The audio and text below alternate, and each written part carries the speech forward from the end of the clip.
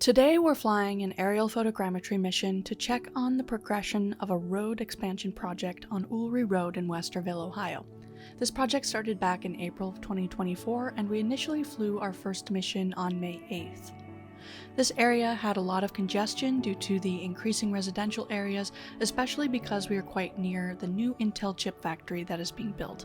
So we are seeing many more people moving to the area, a lot of new neighborhoods being built, and in general, much more traffic. The road was originally just a 2-lane road. However, with more individuals needing to get through, it was determined that a turn lane and extra lanes would need to be created for the intersection. A sidewalk was also planned to be installed along the north roadside, and a shared use path will also be added on the south side. We've flown this area about 3 times over the course of many months.